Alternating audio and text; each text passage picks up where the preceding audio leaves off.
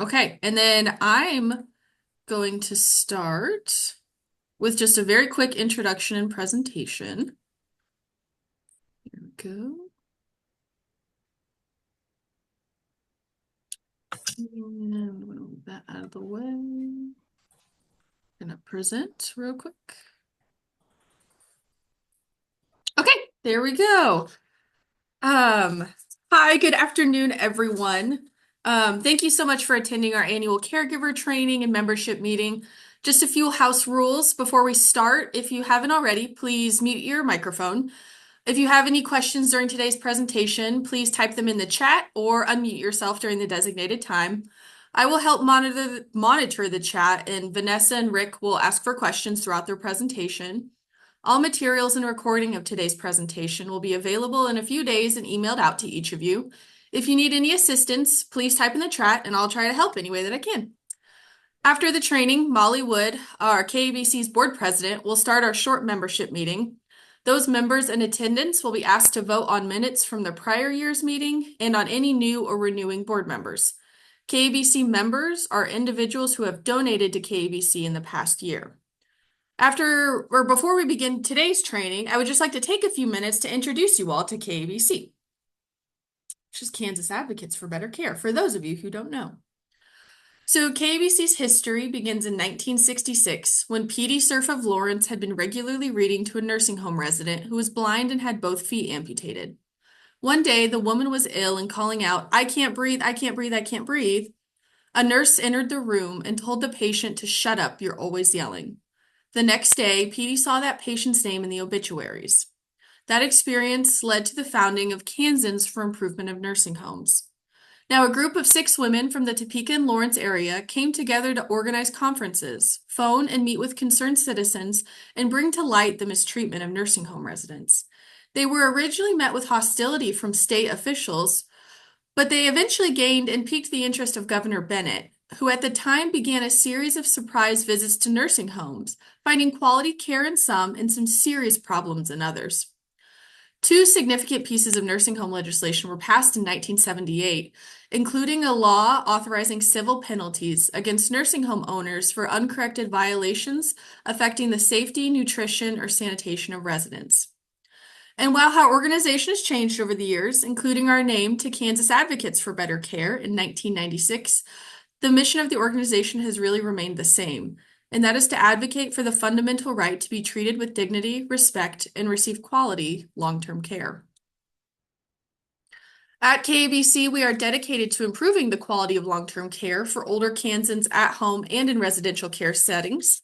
And we envision a Kansas where all older adults enjoy excellent quality of life, no matter where they choose to live. And so how do we do that? I like to divide it into 3 things: our advocacy, empowerment, and our resources. So we empower older adults and their families to make decisions about long-term care. Through emails, phone calls, and personal meetings, we can connect individuals with helpful resources to navigate the ever-changing landscape of long-term care and any problems that might arise. One resource we do is our consumer information reports of all Kansas licensed adult care facilities, including your nursing facilities, your assisted living facilities, your home plus facilities, etc. So these reports can help translate those detailed health and safety reports on those specific long-term care facilities for those individuals and families who are ready to take that next step towards facility level care. We also provide an extension collection of online and print resources, including our new Douglas County Senior Resource Directory, which has been incredibly popular and helpful for our Douglas County community. We keep the community up to date on long-term care legislation and trends. We provide educational trainings, and some in the past have included person-centered care, positive approaches to dementia, elder abuse, and we also host an annual caregiver training in the fall. And lastly, KABC advocates through public policy initiatives, and we are very active during legislative session and throughout the year. And before we begin today's training, I just wanted to ask that please stay connected with us. We've got a couple QR codes for you to stay connected with us, our Facebook and our website, and a QR code to sign up for our e-newsletters. And that way you can get more information about our legislative updates, trainings, any new resources, and how to advocate with us. So share our contact information far and wide and help spread the word about KABC. And thank you to all who have continued to advocate with us. And now on to our training. So first up, we're going to have a presentation from Vanessa Riebli.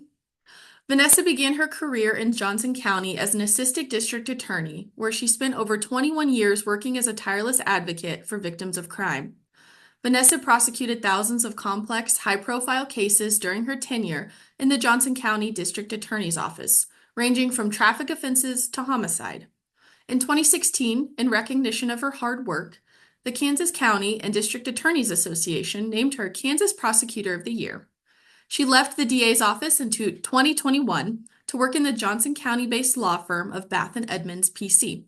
She is a partner in the firm where she represents victims of crimes as well as individuals accused of municipal, state, and federal crimes. In 2020, she received the Regional Vanguard Award from the American Elder Abuse Conference for her efforts advocating for our elders through the Attorney General's Elder and Dependent Adult Abuse Prevention Council, that is a mouthful, and the Elder Abuse section of Johnson County's Community Violence Action Council. Vanessa was raised by a single mother in Western Kansas. She graduated from Bethel College with accounting and business administration degrees and worked as an accountant prior to attending law school. She moved to Johnson County 25 years ago to begin her career and start her family. Her proudest accomplishment is her son, Cade. He graduated from Olathe West High School and attends Washburn University, and he is following in her footsteps and plans on attending law school to be a prosecutor. And so now I will turn it over to Vanessa. Thank you. Thank you for that very kind introduction. And thank you for having me speak here today. Special thanks to Dan Goodman. I think he got that ball rolling. I don't know if Pam Shernick is here, but I also know she helped. And then I don't know if Chrissy Khatib is here, but I always want to give a shout out to Chrissy Khatib with APS because she is just an amazing advocate for our elders. So I am going to attempt, and I emphasize attempt, to share my screen. All right. Did that work? Yep, looks great. Okay. So just to begin, I was a prosecutor in Johnson County for over 21 years. And over half of that, I was the section chief of the economic crime unit. And that's where we prosecuted and specialized in these elder abuse cases.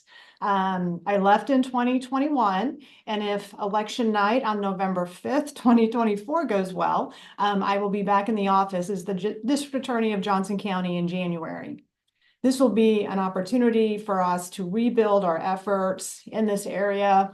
We've spent a lot of time working with APS, law enforcement for awareness, prevention, and then prosecution of these cases.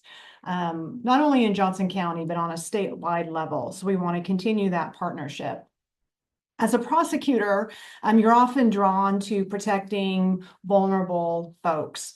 And for me, it was the elder population. And I think back, people will ask me, well, why did you become so involved in this? And I think the simple answer, I know the simple answer are my grandparents. You know, they were huge parts of my life growing up. And that has just, I think, been a factor, a big factor of why I did this work. And I am a defense attorney now, which some people are probably booing, but I miss being able to do this. So thank you. So I have crammed about 2 hours worth of stuff into 35 minutes. So I'm going to talk fast, but please, if you have questions, let me know and we'll stop and we'll address those. So for the agenda, the three things that we were going to talk about, or that you wanted me to talk about, were the signs and symptoms of elder abuse, strategies for preventing it, and who to contact when this occurs. So what I'm going to do is speak to this through the perspective of the criminal justice system. So what we'll talk about is Johnson County's collaborative efforts, with the caveat that I left in 2021, so things are a bit different now. We'll talk about the statute. When you see the statute, you will see that is Exhibit A as to why we need more attorneys in the legislature, because the statute is a bit messy and confusing. So that's something that we always work hard to train on.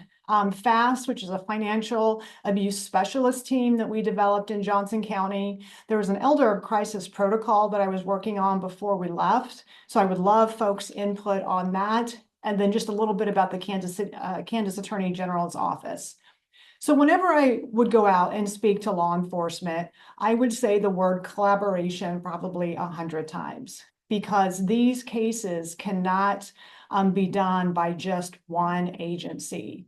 They require multiple subpoenas, witness interviews, a myriad of expertise, medical records, financial records and analysis, and medical terms.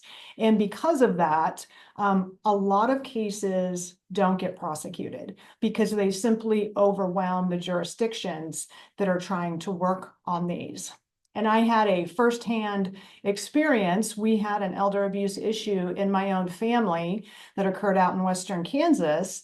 And when I talked to a police officer in the rural community, his comment to me was, "These are just too hard. We don't work these cases."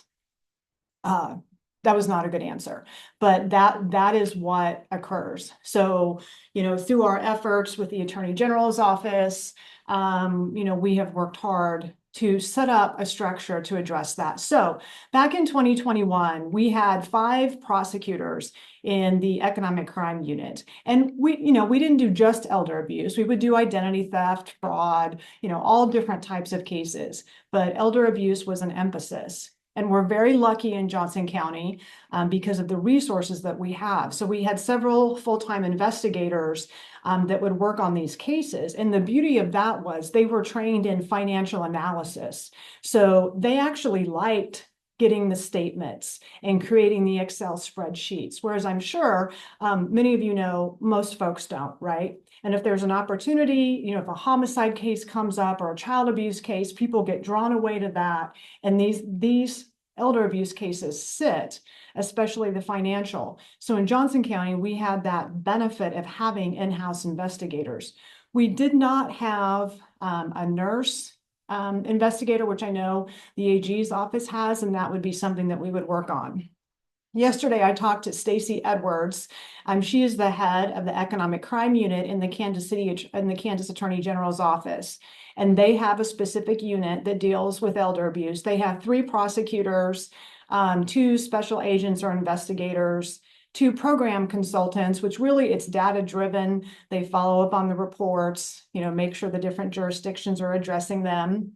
MDT, which is a multidisciplinary team, which we're going to talk about. That was a statute that was passed in 2021, specifically to help our rural communities with the elder abuse issues. They have a financial analysis, and they do not have original jurisdiction. So what that means is if you have a family member that's a victim of elder abuse, you can't call the AG's office and say, "Hey, I want to report a crime." You have to report that within the jurisdiction where it occurs.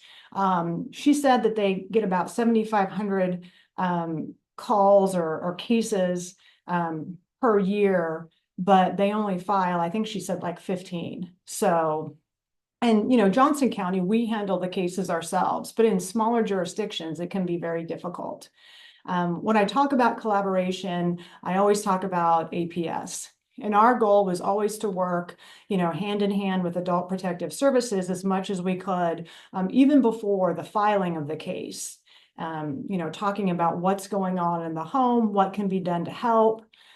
When we investigate cases, we have to open an inquisition, which is a judge signs off on it, and we can issue subpoenas for medical records and bank records, but it can take months sometimes to get that information back. And in some of these cases, our victims don't have months. We want to stop the bleeding financially and physically, right? So APS can get, whether it's power of attorneys or even sometimes the individual, if they have capacity to sign off, and we can get those records quickly.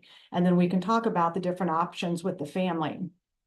Also, APS, can provide, and these are things I didn't know until you get in the thick of this, cleaning services for the residents, because many of our victims, based upon what had happened, their house was not in good shape, helping them get food, counseling for caretaker stress, in-home, short-term care, getting them admitted to facilities. So this is what we talk about with law enforcement to make sure that they understand that all of this is available to help the victims in the case. We also here in Johnson County, what I would stress, when APS would go out to interview people, whether it be the victim, whether it be a witness, or it actually be the suspect, that law enforcement was present with them. Law enforcement's going to have a body cam so they can record the interactions, which can be key in presenting the case, but also it's a safety issue, right? You don't want to have your APS workers going into an environment that could be problematic. And then, of course, the sharing of information back and forth between law enforcement and APS, so we make sure we can get the best possible outcome. Also, in domestic violence cases, there'll be no contact orders issued, could be with the husband and the wife and family members. So I always wanted to make sure we stayed in contact with APS on those cases so we could modify things when necessary. When we train law enforcement, we would talk about the mandatory reporting statute, which I have at the end of this presentation. We, of course, talk about the statute that allows us to prosecute these cases, investigative techniques, financial analysis. And then, one of the big issues is criminal neglect versus self-neglect. And those were some of the toughest cases that we would work with APS in trying to figure out how do we help these folks. And then also, again, stressing to law enforcement the services that APS can provide. And, like I said, no agency can do this on their own. It has to be a group effort, and police agencies and prosecutors' offices have to dedicate resources to these cases. So I'm not going to bore you with case law or with the statute, but there's some interesting things I wanted to talk about. So this statute was enacted in 1992, and it was mistreatment of a dependent adult. It was not specific to elder abuse, but if you look at the red, you'll see the word misdemeanor. And subsection 2 is the financial prong, when somebody steals money from an elder. And you'll notice that there are no numbers in there. So you could steal $1 million from a dependent adult and be charged with a misdemeanor in this time frame. Subsection 3 is the neglect, letting someone sit in their urine-soaked depend for days on end and not giving them proper nutrition. That was a misdemeanor. I'll talk about a case that I prosecuted where the caretaker wrote herself and her daughter 2 separate $100,000 checks. Yes, $100,000 checks, and those were misdemeanors at that time. So we've come a long way. You'll see in 2004, we started to add numbers, so that raised it from misdemeanors to felonies. In 2010, neglect became a felony, which is important. And then in 2014, we got an elder abuse statute. And I testified in front of the Kansas legislature, and it was really bad timing because right when I started to speak, they were handing out cheesecakes to all of the different legislators. So I felt like they were paying more attention to their cheesecake than they were to me. We were able to get it passed, but the age was 70. We wanted it to be 60 because that is the age used in the Kansas Consumer Protection Act that elevates penalties if someone is over 60 years of age and is a victim. Also, the Kansas Securities Act, that's the same age. So you want, to have consistency within your statutes. But several of the legislators were above 60, or they were so they were offended that they were going to be called elder. So we landed with 70, which it was still fantastic, right? That we finally had an elder abuse statute.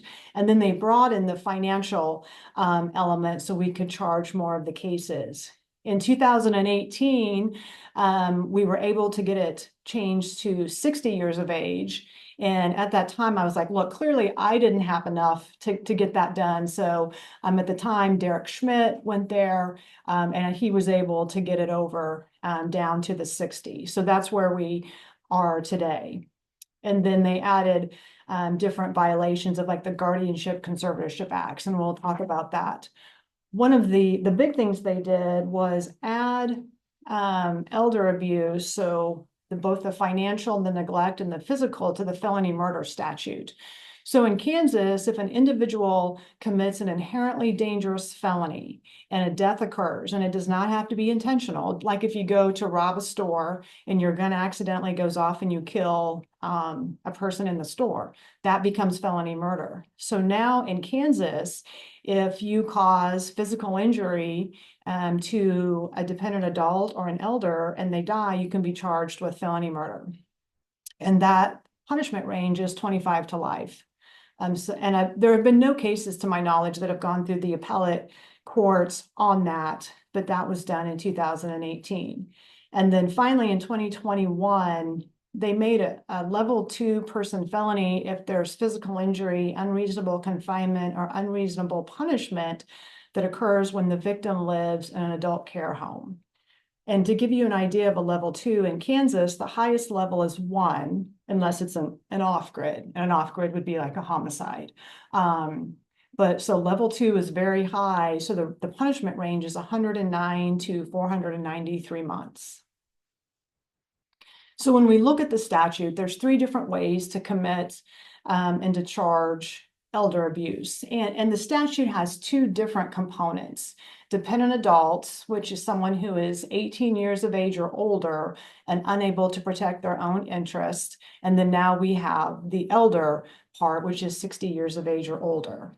So then there's the financial, when money is taken, and that's the most common, and then neglect. And I will tell you, in a lot of my cases, especially when it involved family or caretakers, if they were stealing money, they were neglecting the victim in the case.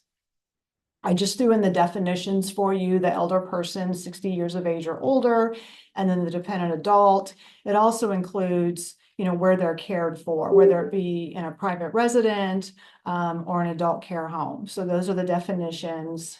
We'll talk about adequate consideration, but this was added by the legislature so we could extend the number of cases that we could capture in these prosecutions, and I'll talk about that.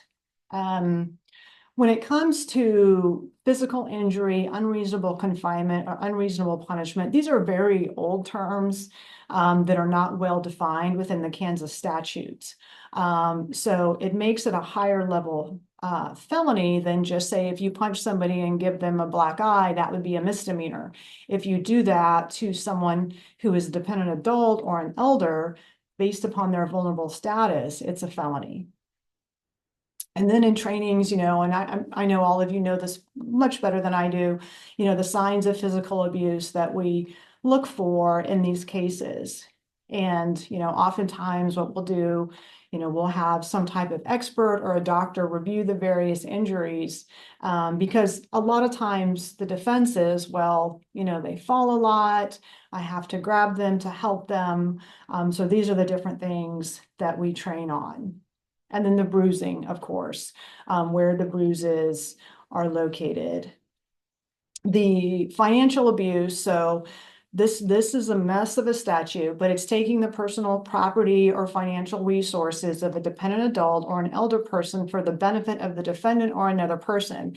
That was key in a case that I prosecuted, because not only was the defendant taking money, but she was giving money to family members. So we were able to capture those amounts to be part of the restitution. And then you do that through undue influence, which you'll see is probably the most common one that we use in our cases. And then there's that without adequate consideration. So when you back that up, adequate consideration means personal property or resources given as a bona fide payment at the rate customary for similar goods or services. A good example of that would be, I had a special needs trust case where the brother was in charge and he was withdrawing cash at the ATM to buy meth. So there was no adequate consideration for our victim and her brother using the meth. And then they also captured the Power of Attorney Act, the Trust Code, and the Guardian or Conservator Acts. And that was important because a lot of times people would say, look, I have the power of attorney. I can spend the money the way that I want to. And we would argue it has to be in the best interests, of the dependent adult or the elder person. And by putting this in the statute, it made it very clear that you have to act in the best interest of the individual. The legislature put affirmative defenses in. So like if grandma and grandpa would give you $1,000 every Christmas, they could continue to do that even when they started to lose capacity or have cognitive issues. So those are what the affirmative defenses are. And then they also put the court-approved transaction. I'm not sure why they think a prosecutor would charge a case if the court approved the transaction, but that is in there. The undue influence, the definition we use is when an individual who is stronger or more powerful gets a weaker individual to do something the weaker person would not have done otherwise. And what we see in these cases is isolation, isolation, isolation. There's this dependency that's created, and then fear, fear you're going to be put in a rest home, fear you're not going to have a place to live. And the suspect will have the trust and confidence of the victim. So oftentimes when law enforcement would reach out, APS conduct interviews, you're not going to hear anything bad from the victim, right? Because this person is helping them and taking care of them. The nursing facility, I had several cases where that was exploited. If you let me move in with you, grandma, and I live with you and, live rent free, eat your food, take your money, is what really is happening. But, you're not going to have to go to a rest home. Turning that elder person or dependent adult against family members. Telling them bad things about other family members so they don't trust them. What you'll also see is the defendant will say bad things about other family members as well to the vulnerable person. So then they don't trust anybody. And then isolation and control, and then, getting that power of attorney. One of the big things that we talk to law enforcement about is when you have legal documents, whether it be a power of attorney or a new will, go talk to the notary, go talk to the witness whose names appear on those documents. And sadly, in many of our cases, the notaries were signing off without the elder person being present. So that is helpful to the prosecution. Different things that I've seen over my career, the power of attorney misuse, the special needs trust that I talked about, buying meth, joint checking accounts, getting their names put on the checking account with grandma so that they could spend the money. That can be a crime. Draining retirement accounts, using credit cards, taking cash, jewelry, you name it, it occurs. This was a slide that one of the prosecutors in the AG's office did and an old presentation, but all the different reasons we hear as to why these cases don't move forward. And especially in small towns, right, where everybody knows everybody, it can be very difficult to get these cases pushed forward. Something that I always emphasize is to be a dependent adult, you don't have to have cognitive issues. I had cases where a gentleman was a quadriplegic and he was unable to care for his own interests, and his caretaker was using his credit cards all over town. So that qualified for that as well. And then just skipping quickly to the neglect prong of the statute, that can be lack of medical care, psychiatric care, hygiene, food. One of the things that, we trained on is that you take pictures or even do a video of what's in the refrigerator, what's in the cabinets, how clean are the living areas, the bathrooms, is there medication, all of that to help prove the neglect case. And in those cases, we have to make sure assessing the cognitive ability of the victim to determine whether it's self-neglect or whether it's criminal.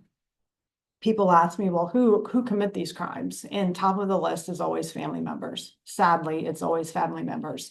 Caregivers, neighbors, opportunists. There's a lot of people who target our elderly for scams, and then friends. As you age, my aunt was 95 years old, so she had outlived most of her family. So then you have friends that can come in and be opportunists. A lot of people that commit these crimes don't have criminal histories. They have a long-standing relationship with our victim, and it usually goes on for a long period of time before we figure out what is happening or before it's reported, if it's ever reported. The rationalizations, well, we're going to get it anyway. That's not a defense. Even if you're going to inherit down the road, it is not a defense to take that money, because oftentimes it affects their care, right? If all of that money is blown on vacations and new cars and all of that kind of stuff, that affects the living, the type of living facilities, care facilities, in-home care, all of that for our victim. And then I have the power of attorney, or, I'm caring for mom and dad, I'm not being paid enough, so I'm just going to help myself to an extra 10,000 a month. Those types of things, those are what we would hear. I put some cases in here, but I'll go through quickly. You try to figure out, well, what is cruel punishment? What is required? And slapping was enough in one of the early Kansas cases. There was a case in 2011 out of Ottawa where I think she was a CNA, was forcing the elder person to drink water, and there was back and forth, and that was enough of a conviction, enough to do unreasonable and cruel punishment. This was a 2014 case where, again, the CNA was making threatening statements, wrapped a cord around the resident's neck. That was unreasonable punishment, and there was a conviction. Brown was a case that I did in 2015. Our victim had severe dementia, and she didn't want to go to sleep. So the CNA became very upset, slapped, pulled her hair, and kicked her. It then came out that she had previously abused an elder person who didn't want to bathe. So she'd been through bathing without battle classes, but she continued to work at the facility. So she was actually, she went to prison for 34 months for the abuse. The two key witnesses to the case were two other CNAs, and the jurors did not like them, how they looked, their background, and there were many comments about, we don't want to end up in a facility with these types of CNAs. But the fact is they stepped up and they testified. So probably got about 10 minutes left, Libby? Yeah, I'd say so. Okay, so visiting angel.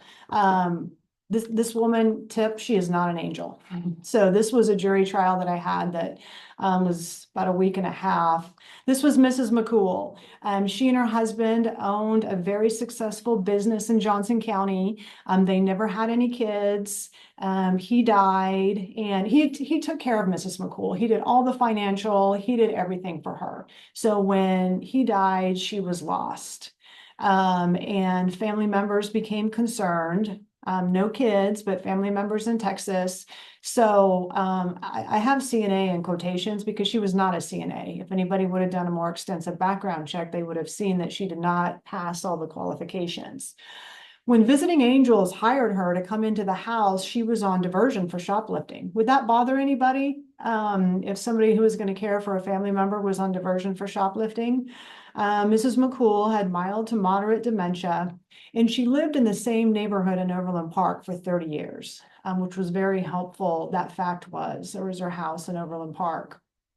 The second day of work, our visiting angel took Mrs. McCool to Macy's and bought herself, the defendant, $200 North Face jacket. So the spending of Mrs. McCool's money started on day 2. They were very good. They systematically removed all of Mrs. McCool's friends, her hairdresser, her lawn care, her accountant from her life. In 4 months, conservatively, they spent $82,000 of Mrs. McCool's money. It ended because she had to be transported to the hospital for dehydration, malnutrition, and the UTI. So clearly they were not taking care of her. This was a picture that the defendant used at jury trial. This was the day that Mrs. McCool went to the hospital. You see their smiling faces, the husband and wife, and you see the distress that Mrs. McCool is in. So ironically, the visiting angel gained power of attorney, and the defense attorney that represented her in the shoplifting case drafted the power of attorney. I think that's what's called a sign that you should be mindful that there may be a problem, but he did not. So anyway, the defendant moved in her 3 kids and her husband to Mrs. McCool's house, hired family members to take care of the lawn, clean the house, just really encircled her with all of them. And tried to change the will, but that did not get done because of her collapse. The case, this shows how complex these cases can get, but we had to prove she was a dependent adult at the time because there wasn't an elder abuse statute, so we had to show that her cognitive status was impaired. Because of course, the defendant and all of her family, they were saying how great a shape Mrs. McCool was in. So these are all different types of witnesses that we use to show that she did have cognitive decline. Like when asked who the president was, she thought it was JFK. Stories like that are important for the jury. We talked about the isolation. The defendant and her family actually would call Overland Park PD, like if the hairdresser or the lawn guy would come over, they would say, hey, they're harassing Mrs. McCool. So they were being trespassed. So Overland Park PD was trespassing people so they could not have contact with Mrs. McCool. And it was just part of this conspiracy. They turned the home phone off. It was unbelievable what they were able to do in such a short time. So the detectives had to go through all the credit card statements, but a credit card statement isn't enough. You have to see what was purchased. And our defendant loved to go to Victoria's Secret. And she actually testified that Mrs. McCool, remember, she's wearing dependent undergarments, wanted to wear the thongs and the cheekies that were being bought at a very high rate. We had great video at the bank where Mrs. McCool was sandwiched between the defendant and her sister as they were withdrawing $10,000 in cash. So it was a lot of work to put all of this together. 8 days of evidence to our verdict, and she was sentenced to 60 months in prison. Norville Ahart was another case, and we're running out of time, so I'll flip through this. But interestingly, they were able to change the will. The caretaker was able to change our victim's will. He was a fighter pilot. Our victim was a fighter pilot in World War II, started an engineering firm in Lenexa, but unfortunately, both he and his wife developed dementia at the end of their life. So this caretaker came in, not only did she change the will, but she put an interim clause in, which meant if the family challenged the will, then they would not get any money. So the 2003, the 2 checks for $100,000, those were misdemeanors in my charging document based upon the Kansas statute. The family figured out something was wrong in the Christmas of 2006 because there was $4 million dropped in the assets that they were able, when they were snooping around the house. They had to file a lawsuit to try to get an accounting. That didn't work. And this was one of our first cases to push through the criminal system. One of the important things was the family kept a log of everything that was going on at the house with the new caretakers. We had folks testify about the closeness of the family prior to those caretakers coming in. But I mean, they took so much money from Mr. Smith. They went to Europe. I mean, it was just insane what was allowed to happen. And I'll skip through all this because we're running out of time. But Mr. Smith had normal pressure hydrocephalus, and he had to have the shunt in his skull revised. Well, after he got out of the hospital later that day, they had him sign new paperwork. Timelines, things like that are so important to our cases. And ultimately, in the end, undue influence comes down to the facts of individual cases. Another issue that I was seeing before I left, a lot of jewelry was disappearing from care facilities. So we figured out in cases where we wanted to charge a felony, we were charging the pawn slips as a false writing, which is a felony in Kansas, where they would claim to be the owner of the property.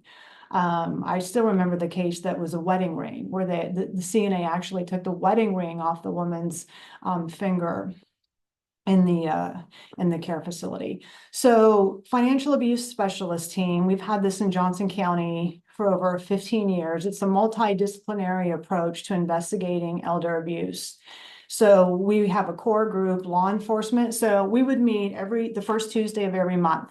And what I would do, I would call, hey, are you coming to our FAST meeting? Oh, you're not? Why not? So I would try to get as many people there as possible, because even if you don't have a case to staff, you can learn from others. So, and then Adult Protective Services would be there. I would make sure all of our prosecutors that did these types of cases were there. The Attorney General's investigators would be present. So we would staff cases, we would talk about legal issues. We would also have volunteers. So we had several nurses who volunteered to review medical records, and help navigate the medical system on what to ask. In many of our cases, because of the neglect, we don't have medical records to show the cognitive status. And there was one case where the volunteer nurse found notes where our elderly person was eating hand soap. And that was helpful to show, look, there's a cognitive issue here, and that this is an example of that. And then we had volunteers who would do financial analysis. The elder crisis protocol that I talked about. So we would have cases where the caretaker would be removed from the home, whether it would be a domestic violence incident, or the caretaker themselves, they'd be removed. It would be after hours. There would be nobody to take care of our victim. So the question was, what happens to this person?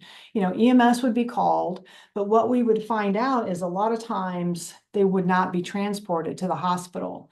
EMS would determine they did not need to be transported, and there wasn't sufficient time to fully evaluate the cognitive, so they would be left in the home. So we were trying to develop a protocol with the help of the Combat Committee and a VOCA grant, where we could get short-term help inside the home, and it would just be for the weekend, right? Because when APS opened their doors from 8 to 5 during the week, then there could be placement. But unfortunately, as you know, in our jobs, a lot of bad stuff happens after 5 and on the weekends. So that was something that we were working on, and I'm going to be positive when I get back to the DA's office, we will continue to work on that. The mandatory reporting statute. So if all of the following people are mandatory reporters, if they have reasonable cause to believe that someone is in need of adult protective services. So you go through the list. Bank trust officers or any other officers of financial institutions, that was added several years ago, and that's important because they are the first line in many instances of noticing that. I highlighted legal representatives because attorneys argue back and forth whether or not we're required to report. So it would be nice to get some clarity on that. And what I talk about is not every report is a crime, but every report is an opportunity to help a vulnerable member of our community. So we really work hard in informing people of that mandatory reporting statute. And it's actually a crime if you don't report. The MDT that I talked about quickly, this was passed July 1st of 2021, and the Kansas Attorney General shall appoint a Kansas Elder Independent Adult Multidisciplinary Team Coordinator. And the coordinator shall facilitate the convening of an Elder Independent Adult Abuse multidisciplinary team in each judicial district. And this is what I was referencing when I was talking about reaching out to our rural communities. And what the coordinator has to do is they shall be composed, and you'll see the sheriff, prosecutors, all the different, the ombudsman, and then they may include the list medical providers. And we did may because not every rural community is going to be able to have all of these individuals be part of it. But what the team shall do is to help coordinate investigations and identify opportunities to help in these cases. So Tina Robinson is the MDT coordinator with the Attorney General's office, and she is working on that. Ways to report, everything from APS to the online, to calling, to the online, and then that is just a link to different services, KDHE, KDADs. I know you all know the difference because it can be very complicated though for folks who are trying to report a crime. They're like, well, I'm going to call APS, and then APS directs you to KDADs or vice versa. So we try to push that information out, law enforcement, county attorney, district attorney's offices, where the crimes occurred. That's where we start. The Kansas Long-Term Care Ombudsman, I had a wonderful experience with them in my own case. One of our relatives moved another relative to a different facility in rural Kansas and changed phone numbers. And the ombudsman actually went and talked to my aunt and said, "Do you want to talk to Vanessa?" And she said yes. So once I talked to that ombudsman, I had contact with my aunt in less than 24 hours. And then the Office of the Attorney General, their program consultant. And again, thank you for everyone who is here, for everyone who works in this field. Teamwork is key, and we can't do it alone. So that's my quick 30-minute presentation. And I don't know if we want to do questions or how you want to handle it, Libby.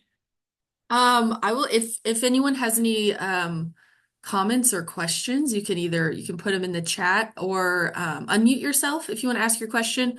I will say, with Rick and Vanessa's approval, I will email out the slides and a recording of today's presentation to everyone who registered. So you'll be able to have that. So before we move on to Rick's presentation, does anyone have any comments or questions?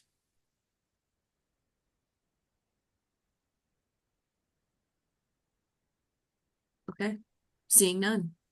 We're going to move on to Rick. Thank you, everybody. Yes, yeah, thank you, Vanessa. Your presentation was wonderful. Just a host of incredibly great information. I'm excited to get your presentation out so more people can see this wonderful, wonderful information that you provided. Thank you. All right, I'm going to introduce Rick Fleming before we get started with his presentation.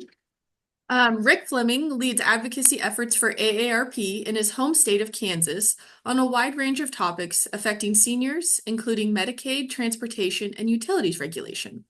Prior to this role, he served 8 years as the first director of the Office of the Investigator Advocate at the U.S. Securities and Exchange Commission.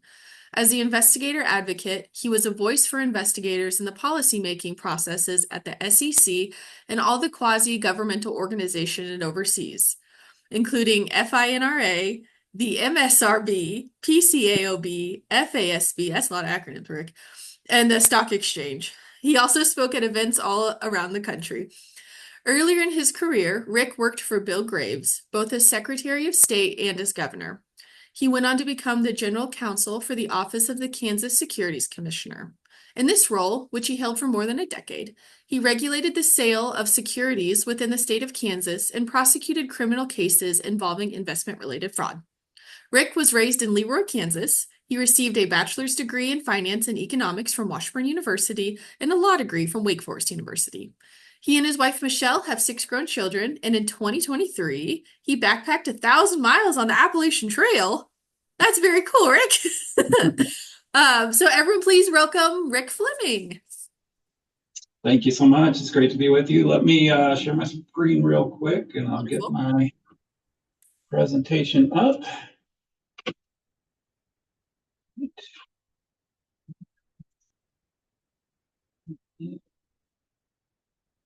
My slideshow started here. Okay. Well, thank you so much for that introduction, Libby. Thanks also for the invitation to speak today. Yeah, I spent about 3 months in the woods last year, so that was interesting. And yes, I was the first investor advocate at the Securities and Exchange Commission, so learned a ton of acronyms. But more importantly, for today's purposes, I just wanted to mention that my wife and I moved back to Kansas earlier this year. And the reason that we chose to do that was because of caregiving responsibilities. Our parents are all in their 80s, and my wife is an only child. And so we decided at this point it was time to come and live closer to home. So I really appreciate the work that all of you do in helping our older adults navigate through life.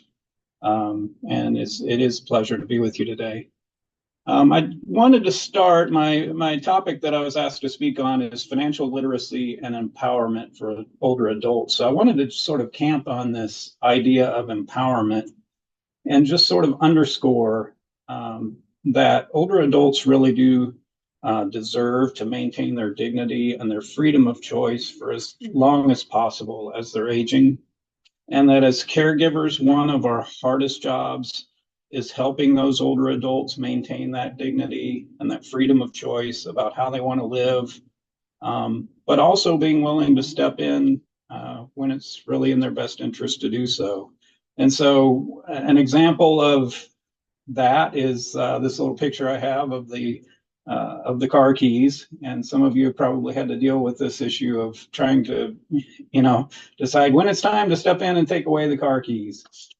And this actually is an issue in my own family. Just a little personal story. I mean, the last time I rode with my dad, it was a little bit of a white knuckle experience for me.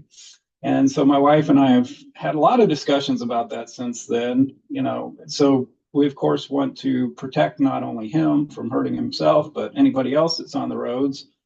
But on the other hand, this is the way that he gets things. He lives a couple hours from here, and he doesn't really have anybody that can just, drive him around. Of course, he could probably get the county senior citizen folks to help him get to appointments and things like that. But to take away that transportation from him would, limit his ability to get groceries, to get his medicines, and especially he's pretty good about every day getting out of the house to go downtown and have coffee with his buddies. And as you can imagine, I doubt that he'd be willing to get out and walk across town in the middle of winter or summer to do that sort of thing. So taking away the car keys could have a real impact on his just social interaction and potentially on his health.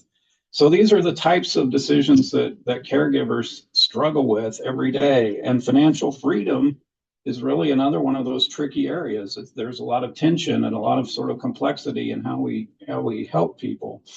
If you think about it, a person has worked their whole life to build up a nest egg. It's their money. They should be allowed to use it, spend it however they want.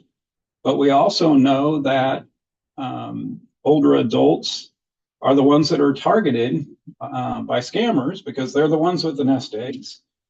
We also know that that cognitive decline often shows up first in people's ability to make financial decisions. And, so there are important reasons that caregivers might need to sort of intervene. And it's important for caregivers to pay attention and be ready to help older adults navigate through their financial lives. And so that really brings us to the financial literacy. And an important, I think, in my view anyway, an important responsibility of a caregiver, and especially a family caregiver, is to become financially literate with respect to the decisions that older adults must make. Some of you may be young enough to where when you were in school, you were required to take a financial literacy class or something like that. And financial literacy is pretty straightforward for young people. You start with what's a check. I mean, none of my kids knew what to do with a check if you were to send them one. But so you start with sort of simple things like that. You talk about how to budget, the power of compounding interest, the importance of beginning to save early, and all of those things. So that's what we usually think about when we're talking about financial literacy. But for seniors, it becomes much more complicated. And I've listed just a few of the big decisions that people have to make. When should I retire? Should I take, less monthly payments and retire earlier, or should I wait a little longer so I can get bigger monthly payments? Should I elect survivorship benefits? Meaning, if I'm due a pension and when I retire, I have to decide, do I want to, again, take a little bit less on a monthly basis and allow my, if I'm the first one to die, allow my spouse to continue receiving those monthly payments, or do I want to get a little bit more monthly payment and those payments stop as soon as I die? Another question is if for someone that's built up some savings in an IRA or 401k or something like that, they have a bit of a nest egg, do you want to continue to sort of manage your own assets in your retirement and live off of those investments that you made? Or would you rather, use that money to buy an annuity, which is basically an insurance product that pays you a set amount per year, per month, as long as you live? Another important financial decision. Then there's, decisions around healthcare that also impact people financially. The choice between traditional Medicare and Medicare Advantage it gets really complicated. Traditional Medicare, you basically can go to whatever doctor you want.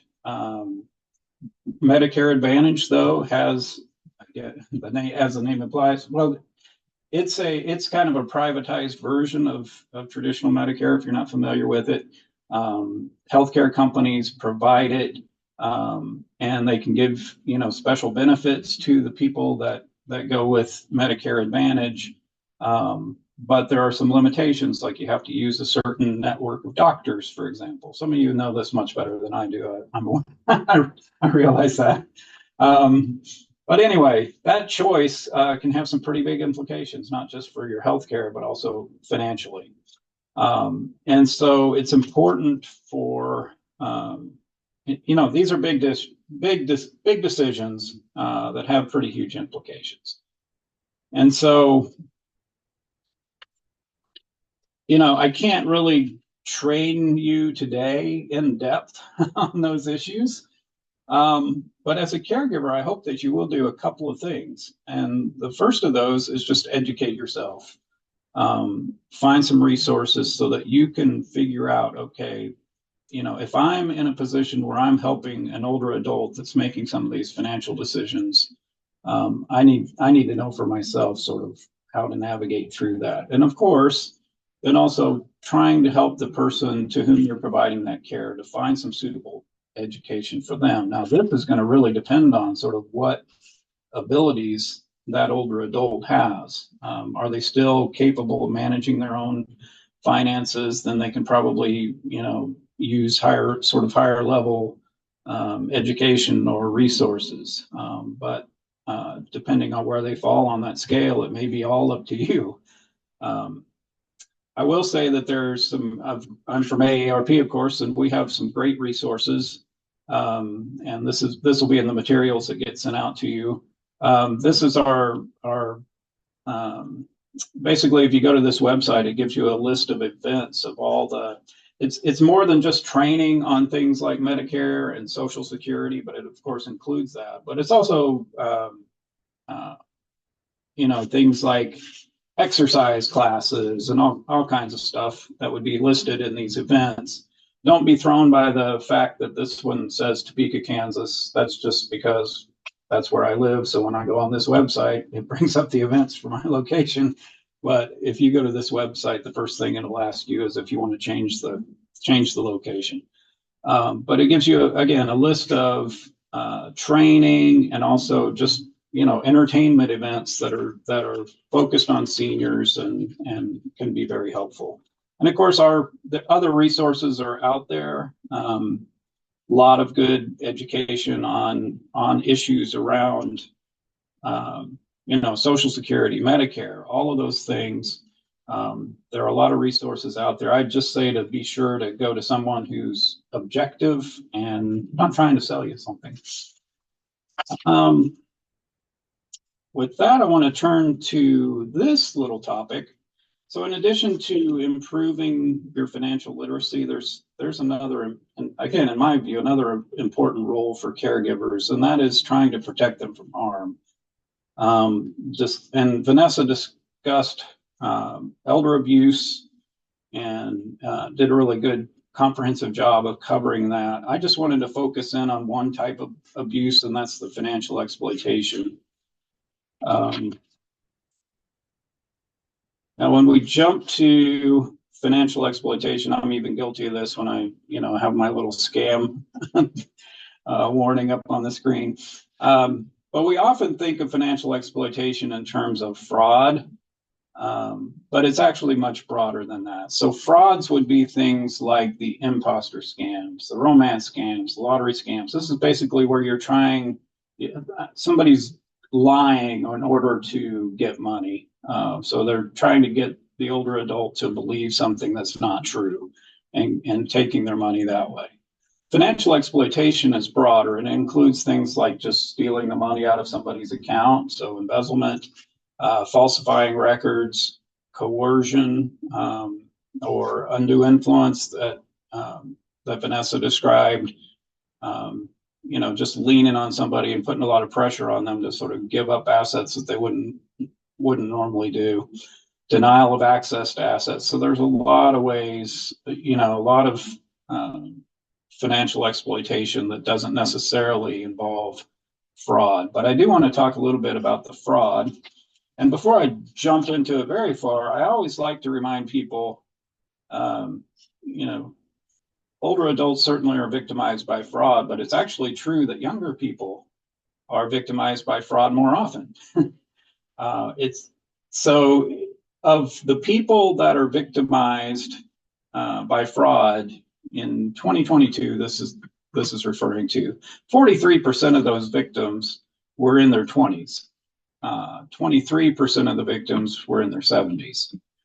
So again, younger people are victimized more often. But the problem is that when an older person is victimized, they suffer higher losses, which makes sense because they have more money than young people. So here it shows that people in their 20s lost a median amount of $548. In their 70s, it was $1,000, and in their 80s, it was $1,600 plus. So I just always like to sort of point that out, that it's not just the old people that are losing money. Okay.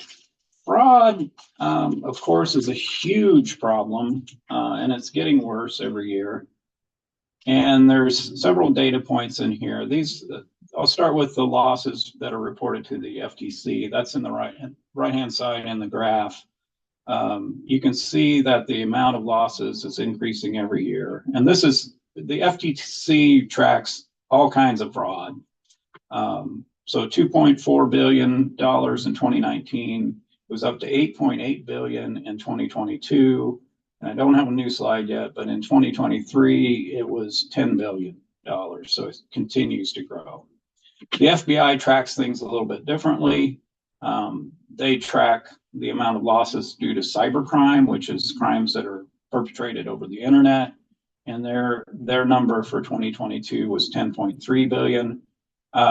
This reference to Javelin here. Javelin is a private research company that AARP works with to try to get a better handle on the amount of fraud that's out there.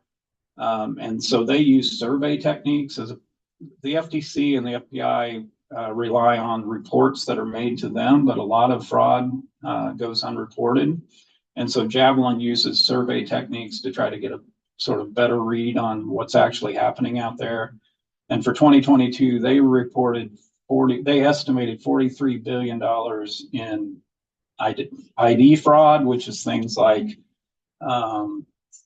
taking over your account, stealing your password, taking over your account, pretending to be you, that sort of thing.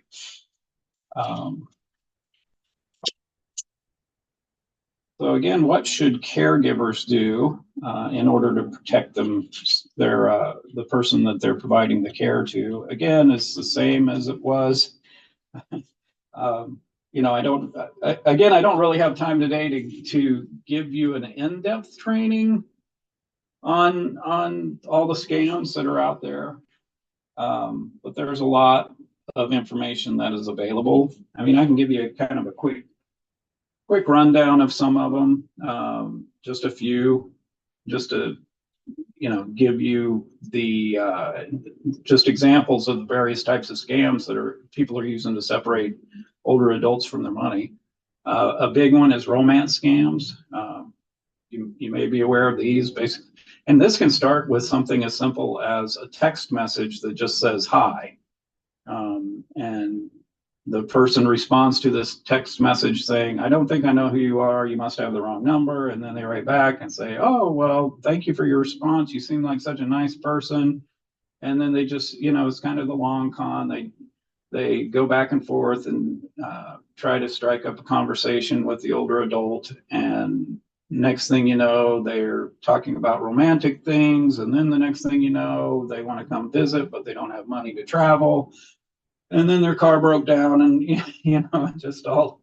just all snowballs, and people wind up losing a lot of money to these types of romance scams. It's a big one. It's a big problem, and it's really tough to talk people out of the fact that this is not really a person on the other end that's interested in your romantic involvement. Affinity frauds are, another sort of garden variety type of fraud. I dealt with this back in the Securities Commission. I used to prosecute securities fraud cases, investment related frauds. A lot of them had an affinity element to it, which means you're basically taking advantage of some commonality of interest that you have with someone. It could be you go to the same church. It could be you're the same race or ethnic group. It could be you belong to the same, community organization, but it's some commonality of interest that is used to sort of enhance the credibility of the person that's trying to perpetrate the scam. Happens a lot. It's sad. It makes me angry. It used to really motivate me in prosecuting those cases. Impersonating government officials. You've probably all seen something like that, gotten some kind of email or text message or something where somebody's claiming to be from the government and I'm here to help you, but you need to give me some money so I can help you. Similar thing would be where a bad guy is trying to impersonate the Amazon or UPS or the Postal Service. You may get a text that says that your package failed to deliver. And if you respond to that, you're likely to be asked for a small redelivery fee or some kind of personal information that they then use to either target you for a subsequent scam or they sell to somebody else. And then last one I'll go over is just, Bitcoin ATMs.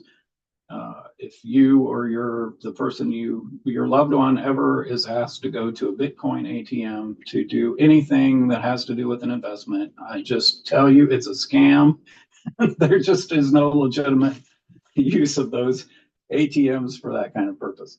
So anyway, that's again but I mean, we could go on all day just talking about the various scams that are out there. So again, I think my hope is that as caregivers that we would just take some time to educate ourselves about what's happening, what the latest scams are, and to the extent that we can get our loved one or the person that we're caring for to also become more aware of these things. I just think it goes a long way in trying and protecting them from the potential for disaster. Here's a great resource. Again, this is an AARP resource. There are other things out there, but this is one in particular that's really, I think, a terrific resource. It's what we call the Fraud Watch Network. And this is a network of retired people that volunteer to work the phone lines, a hotline, to talk to people that have been victimized or are wondering about, some opportunity they've been approached with. If you go to this website, you'll have, it has a ton of information. It not only has, under this Find Support, it has the 800 number to call and information about that hotline. Under the Stay Informed tab, there's just tons of information about the latest scams, including a map, and it shows sort of where, what scams are hot in what areas of the country. And then one of the things that we do with the information that we collect through that hotline is that we do advocacy for public policy, for changes that would be beneficial in protecting consumers better. All right.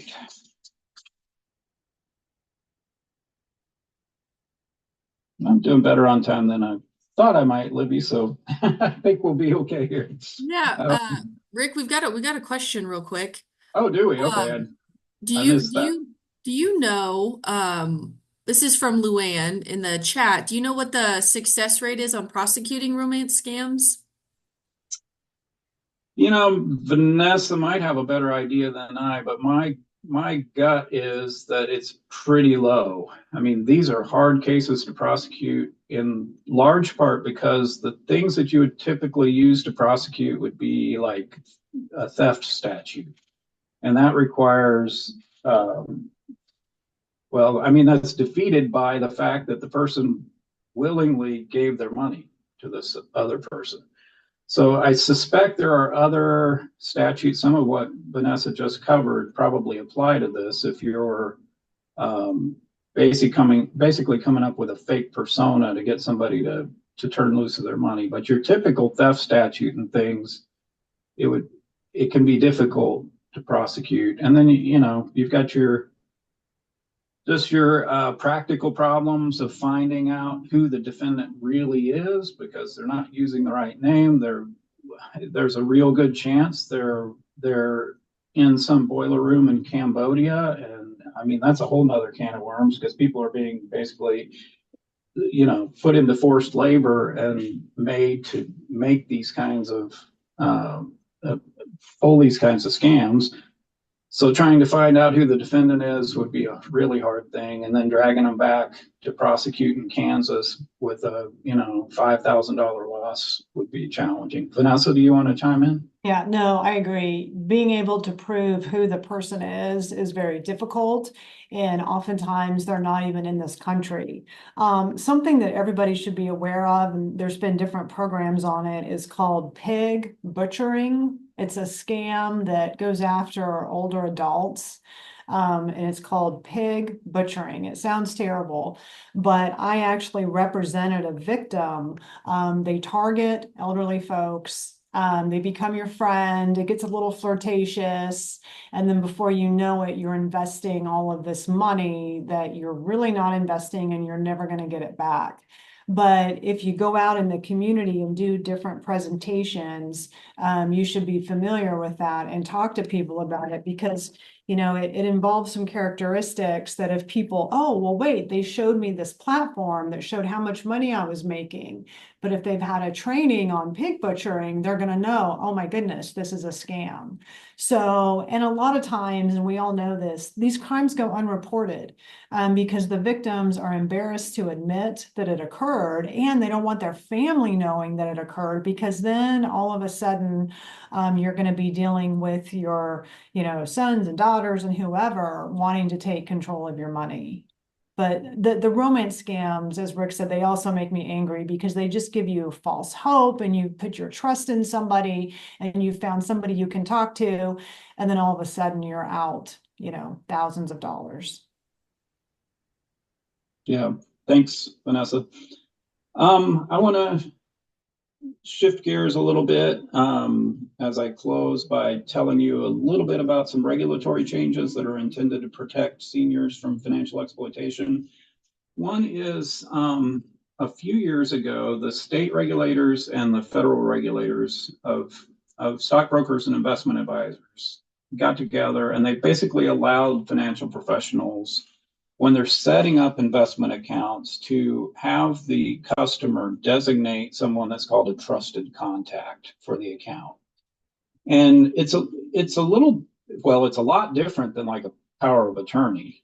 A trusted contact doesn't have the ability to execute transactions in the account, doesn't have the ability to withdraw the money from the account, like a power of attorney would have.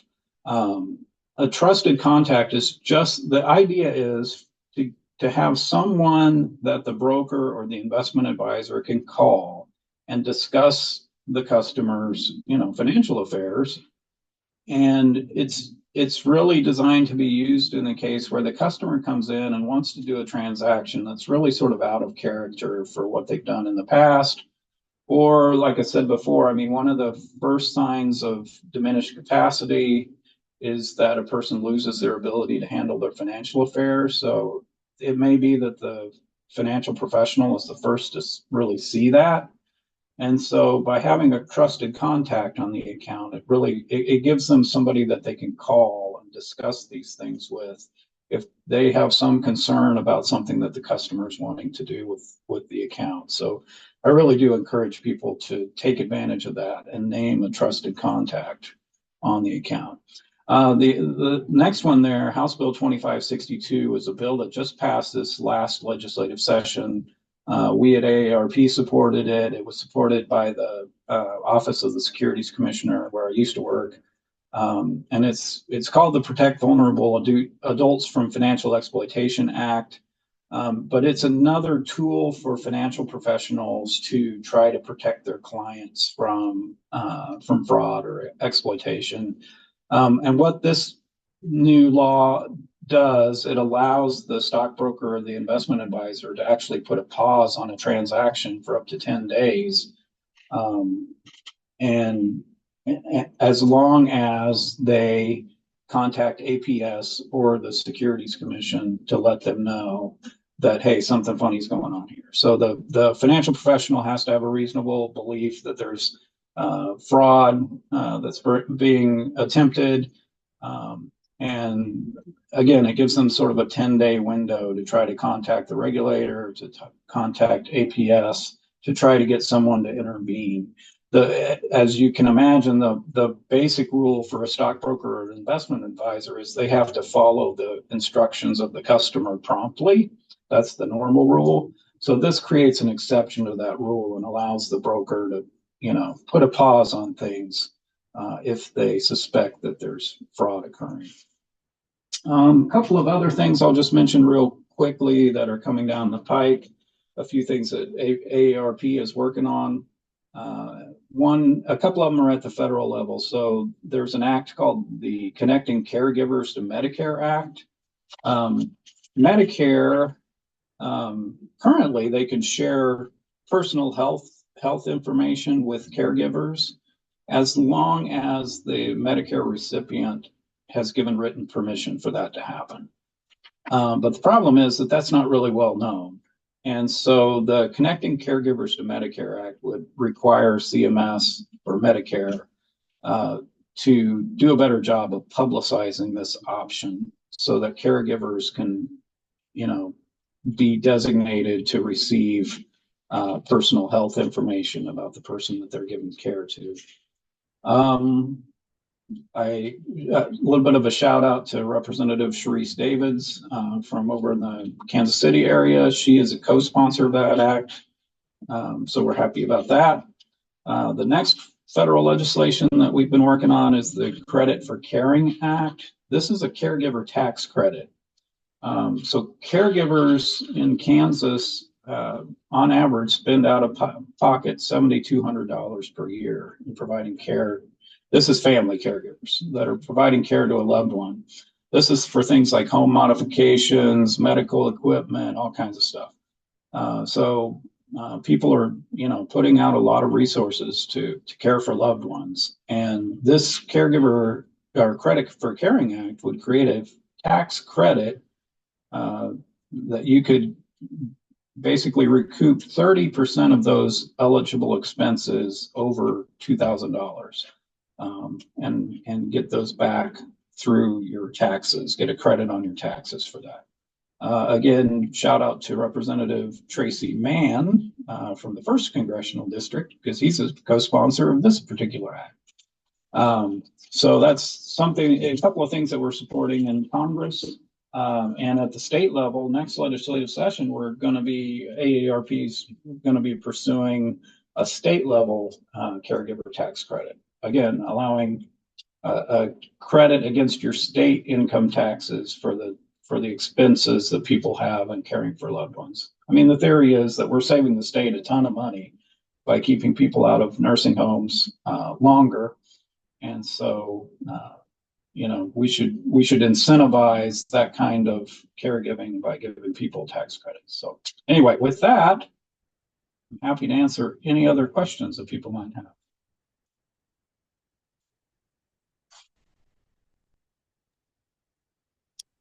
Does anyone have any questions for Rick? before we finish off with our quick membership meeting? No? Well, it doesn't look like it, Rick. All Um, right. Thank you so much Let's, for your presentation, and thank you for that quick update on legislative work that's coming down the pipe. I'm really excited about the caregiver tax credit in Kansas. I'm really excited to um, learn more about that when legislative session starts. Um, I very quickly, before we end, I'm going to turn it over to Molly Wood, KABC's board president, and she's going to run through a very quick membership meeting, and then you guys are free to enjoy the rest of your Thursday.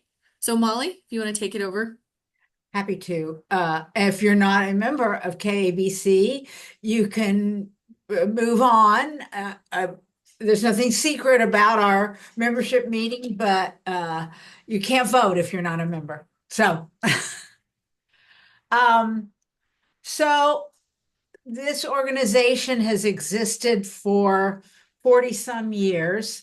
I've been involved, and as have many of the people on this call have been involved for years and years. We're a membership organization, so we have one thing that we have to do, which is approve the minutes of the last meeting. And we're open to a motion for that. And then I have just a couple of news items. The other thing that we do is we fill board vacancies. I'm calling out to the membership of KABC if you are interested in serving on the board of directors. It's a very interesting organization. Has done a lot of good work over the decades, and we have some exciting new projects that I'm going to tell you about in a minute.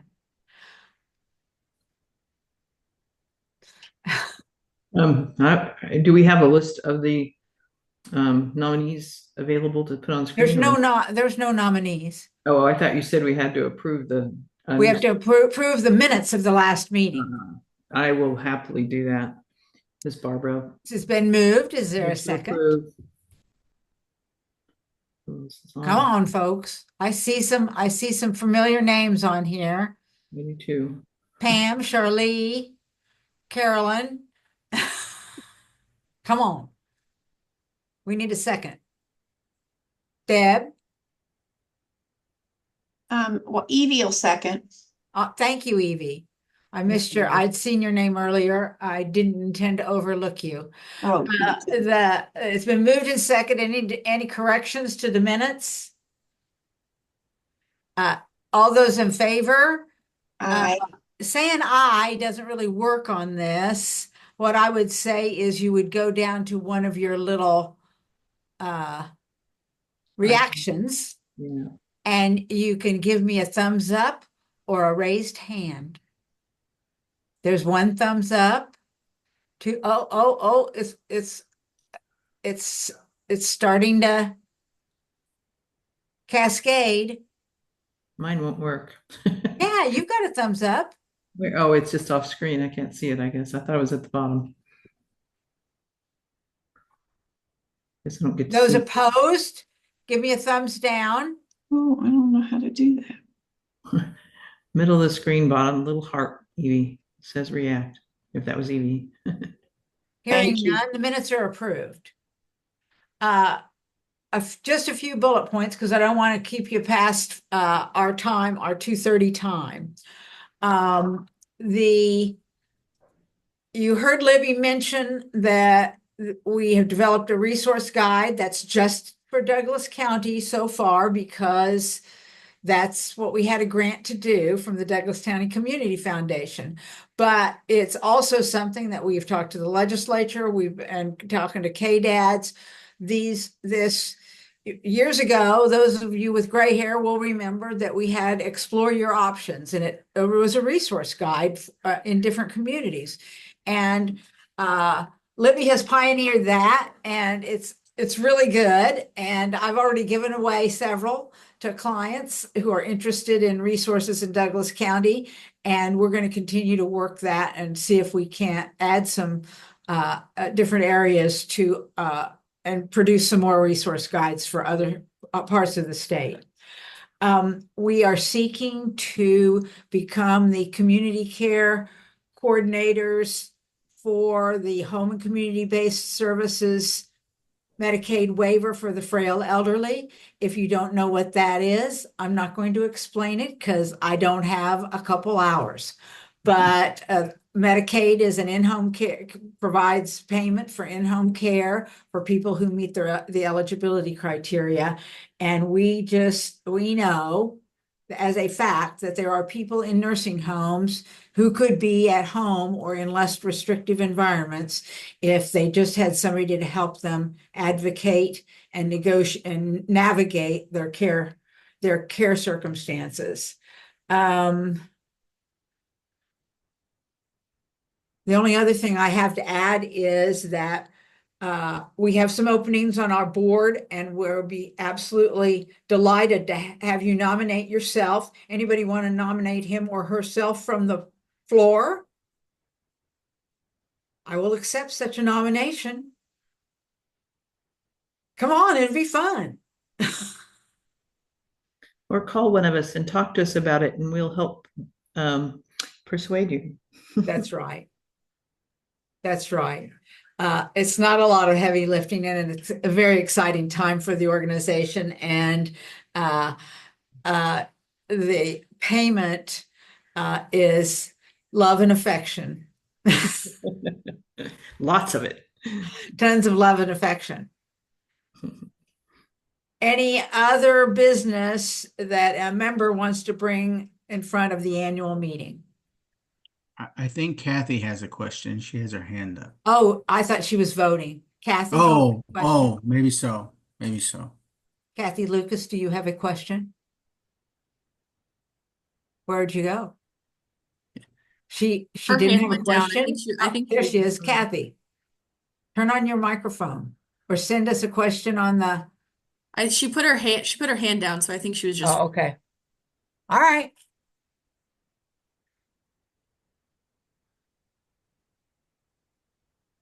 Okay, I don't see anything else in the chat